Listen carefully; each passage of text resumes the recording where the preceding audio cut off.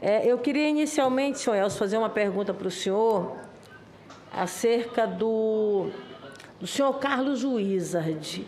Como é a sua relação com ele? Como eu relatei anteriormente, eu o conheci lá em Boa Vista, é uma relação de convivência e uma amizade, né, não muito profunda, mas desde que eu o conheci lá em Boa Vista, e trabalhando no Ministério, e eu mantenho relação com ele. Por vezes, converso com ele por telefone. O senhor diria que ele é uma pessoa influente dentro do Ministério da Saúde?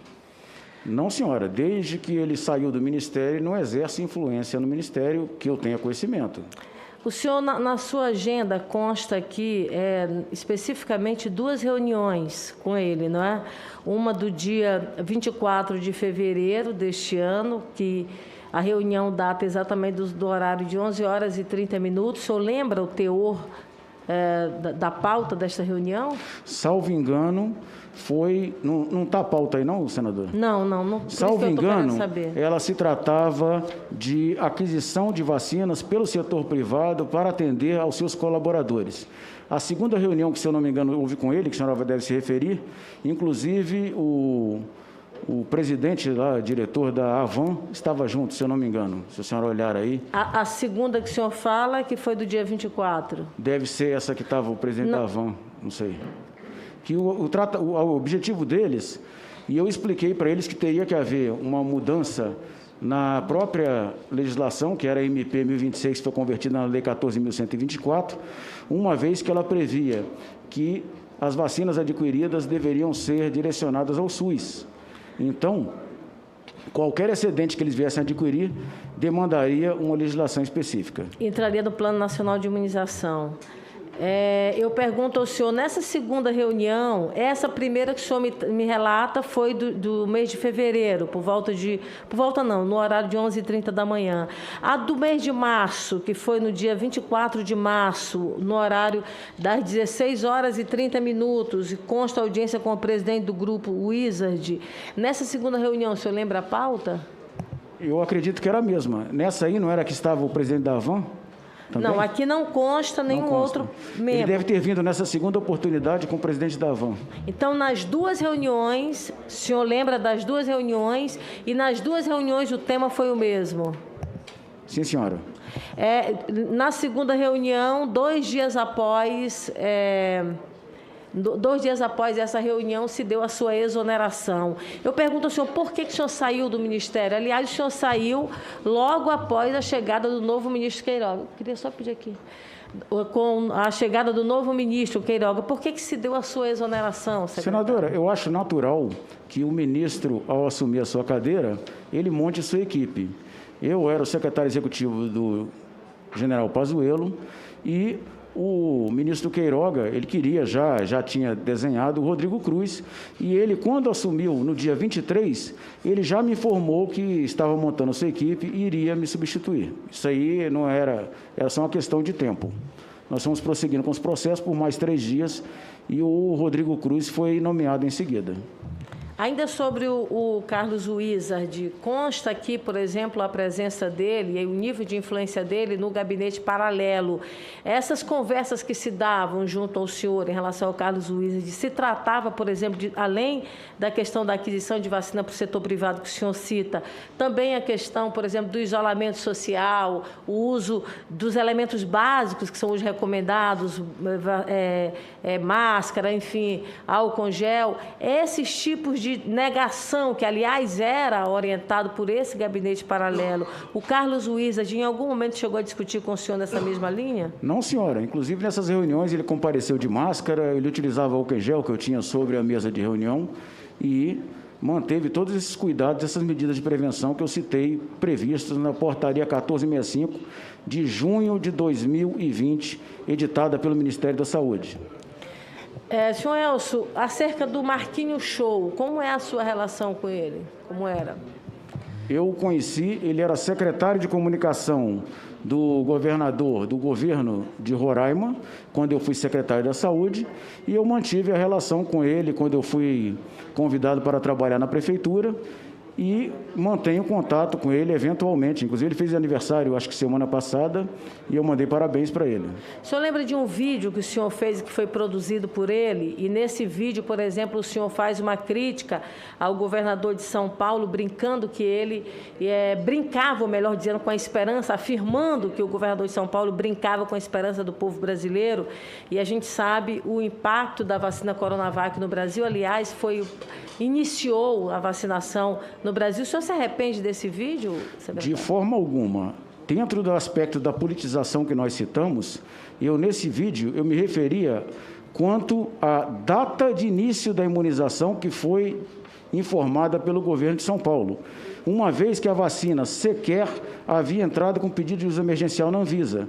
Eu lembro, mais uma vez, que o Butantan, ele informou para a mídia que entraria com pedido de registro 14 ou 15 de dezembro de 2020, se eu não me engano, adiou para 23 de dezembro e só entrou com pedido de uso emergencial e temporário no dia 8 de janeiro na Anvisa, faltando documentação que complementou no dia 14, até que fosse concedido a autorização de uso emergencial no dia 17 de janeiro.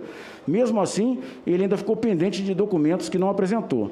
Até a data presente, em que pese a Pfizer e a vacina da Fiocruz terem registro definitivo na Anvisa, o Butantan não entrou com pedido de registro na Anvisa. O senhor está querendo dizer, então, que a não liberação, a não autorização não partiu de iniciativa da parte do governo, mas sim de ineficiência do próprio laboratório? Não, como eu coloquei para a senhora e para todos os senhores senadores anteriormente... Presidente, eu queria pedir ao senhor só que mantivesse... A gente desconcentra um pouco quando as pessoas estão falando. Eu pedisse um pouquinho... Pois não, senadora, são aquelas incertezas a que eu me referi com relação à fase 3 de estudos clínicos, que ocorreu atraso. Como eu citei o caso da Pfizer, ela disse no primeiro memorando de entendimentos que teria aprovação do FDA em outubro, ela só conseguiu em dezembro. O Butantan também atrasou, e a própria AstraZeneca também atrasou. Essa fase 3 de estudos clínicos, a gente não pode ter uma data certa que vai concluir, porque as pessoas que são imunizadas com a vacina, nessa fase 3 de estudos clínicos, elas precisam ter contato com a doença para verificar a eficácia e a segurança da vacina. Então, o número precisa estar sendo monitorado, tendo contato com o vírus, para então se identificar que a vacina foi eficaz. Qual a diferença, por exemplo, do tratamento em relação à Coronavac e à vacina de Oxford, da Fiocruz? Porque a gente tem aqui os levantamentos, as duas, por exemplo, não contavam com o registro da Anvisa, não é? E mesmo assim, o tratamento que foi dado a uma foi totalmente diferente em relação à outra. Mesmo as duas estão tecnicamente empatadas do ponto de vista burocrático, do andamento em relação, por exemplo, à Anvisa. Por que houve, por exemplo, uma agilidade em relação à vacina da Oxford e, ao mesmo tempo, se postergou em fechar o contrato e a oferta que foi apresentada, por exemplo, pelo Instituto Butantan, no dia 30 de setembro, ou melhor, de julho de 2020, apresentava uma oferta da ordem de 60 milhões de doses, não é? E somente no dia 7 de janeiro, agora deste ano, que o Ministério da Saúde assinou o contrato para aquisição de doses da Coronavac e, portanto, para o Programa Nacional de Imunização. Tratamento diferente, por exemplo, dado quando se tratava da vacina de Oxford, portanto, da Fiocruz. Por que tratamento diferente em situações iguais? Senadora, inicialmente, quando nós tratamos com a AstraZeneca, a situação não era igual. A AstraZeneca era a mais avançada, ou uma das mais avançadas, na fase 3 de estudos clínicos. Além disso, era uma tecnologia inovadora que possibilitava a contratação por meio de uma encomenda tecnológica, conforme o marco legal brasileiro. E foi feito. O que é encomenda tecnológica? É meio que um contrato de risco. Com relação à vacina do Butantan, por ser uma tecnologia que o Butantan já dominava, não poderia ser feito um contrato de encomenda tecnológica. Então, essa aquisição da vacina do Butantan, ela foi feita como as demais imunizantes e soros que o Butantan nos fornece, que é uma contratação de acordo com a legislação. É um processo licitatório por inexigibilidade, via de regra, que é o caso da vacina da influenza, e é feita a aquisição e, recebendo a vacina, é feito o pagamento. Esse contrato só ocorreu após a medida provisória 1026, que foi editada no dia 6 de janeiro, e 24 horas depois de tratativas anteriores que nós já tínhamos, nós celebramos o contrato de 46 milhões de doses com a opção de mais 54, materializando as 100 milhões de doses que o Butantan já havia oferecido ao Ministério. Senhor Carlos, vamos voltando aqui, o nosso tempo realmente, meu Deus, só tenho 3 minutos. Eu queria pedir que Vossa Excelência me desse mais 2 minutos. Tive muita gente falando aqui perto de mim, presidente, acabou me desconcentrando um pouquinho. Queria pedir ao senhor... Eu sei que o senhor é um presidente benevolente, Vossa Excelência vai me atender com mais 2 minutos. Senhor secretário... Eu estou vendo aqui que eu acho que... Pode falar, senadora, por favor. Tá. Secretário, ex-secretário, no caso, senhor Elcio, nós recebemos aqui, por exemplo, o diretor-geral da Pfizer, e ele falou que as tratativas, as conversas e as negociações técnicas que se deram em relação à Pfizer, elas foram feitas junto ao senhor, é isso? Sim, senhora. Conforme eu coloquei aqui, eu liderava um grupo multidisciplinar envolvendo pessoal do Departamento Logístico, Jurídico, do CGPNI, da SVS como um todo, da Secretaria de Ciência, Tecnologia e Inovação e Insumos Estratégicos em Saúde, com o Departamento de Ciência e Tecnologia e da Agência Internacional de Saúde. Então, só para ganhar meu tempo. Então, o senhor, de fato, esteve nesse acompanhamento das negociações. Naquele momento, por exemplo, o governo poderia ter desburocratizado, apresentando uma legislação, apresentando uma medida provisória. Vossa Excelência, inclusive, colocou que seria uma das condicionantes já ter, de fato, esta lei. Hoje o senhor diz isso. Naquele momento, como foi o seu posicionamento? Naquele momento inicial, nós estávamos acompanhando a fase 3 de estudos clínicos. Como eu coloquei para todos os senhores, a fase 3 de estudos clínicos é considerado o cemitério de vacinas, é uma tecnologia inovadora, não havia nenhuma vacina no mundo com essa plataforma de RNA mensageiro, e isso gera, sim, uma incerteza no acompanhamento e exige um estudo profundo dos estudos clínicos da vacina e do desenvolvimento dela. Naquele momento, por exemplo, eu tenho aqui uma documentação que diz exatamente o inverso do que o senhor, na verdade, fez toda uma exposição aqui agora presente. O senhor diz o seguinte: o governo brasileiro não tem intenção de elaborar nenhuma legislação no sentido de isentar a responsabilidade, o responsável pela produção desta vacina. O senhor confirma que o senhor disse isso? Isso era uma discussão comercial, porque eles não arredaram em nenhuma vírgula das exigências deles. Ou seja, naquele momento não havia intenção do governo, de fato, de criar uma legislação específica. Porque eu estava forçando também para que eles viessem a ceder nas suas exigências, então, coisa que eles não fizeram até o final. Então, não era verdade o que o senhor colocou? Nós tínhamos interesse de adquirir a maior quantidade possível.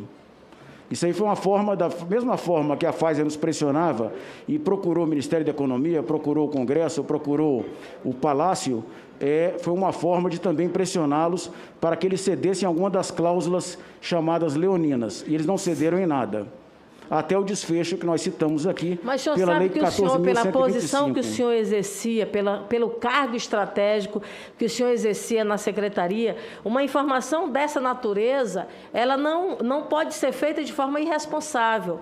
Quando o senhor disse que o governo não tinha nenhuma intenção de preparar, e o senhor está dizendo que o senhor usou taticamente, estrategicamente, o senhor sabe que isso traz uma repercussão e um impacto muito grande na sociedade brasileira.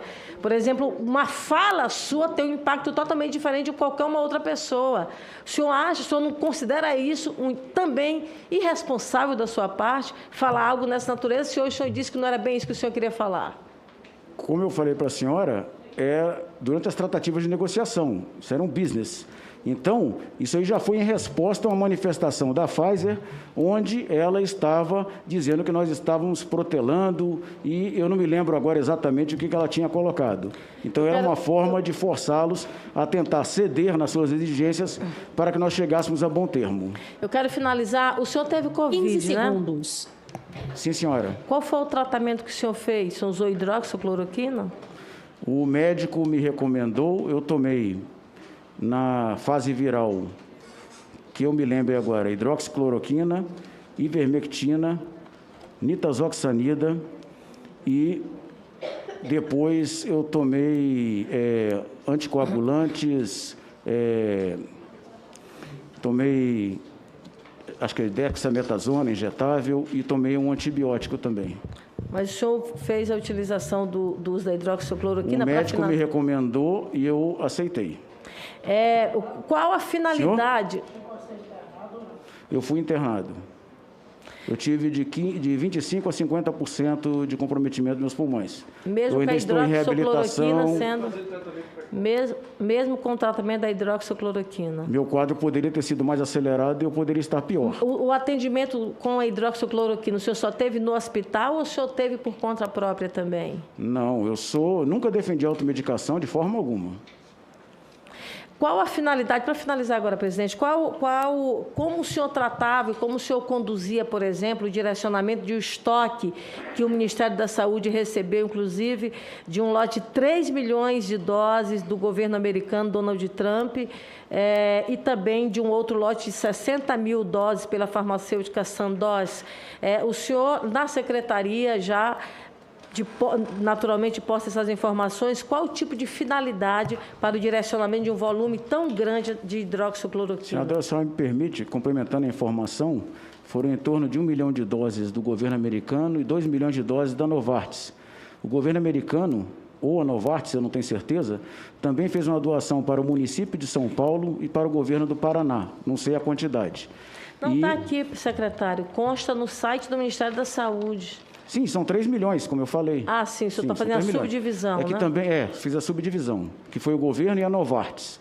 E a intenção de receber esses medicamentos, como eu coloquei anteriormente, foi para atendimento dos programas que o Ministério conduz, como tratamento antimalária, como lúpus e artrite reumatoide. Esses medicamentos, eles são essa quantidade, considerando que o consumo mensal brasileiro ele gira em torno de 3 milhões e 400 mil unidades, ele ajudaria no combate, no enfrentamento a essas doenças, considerando que a gente sabia que estava havendo a prescrição off-label também para enfrentamento da pandemia por alguns médicos. Presidente, com todo respeito, e queria pedir aqui a vênia da nossa senadora Elisiane Gama, com todo respeito, o presidente Jair Bolsonaro fez a propaganda da hidroxicloroquina e recebeu dos Estados Unidos para o tratamento da Covid. Nós não podemos aceitar... Exibiu. Nós não podemos aceitar esse tipo de declaração mentirosa, reincidente nesta CPI.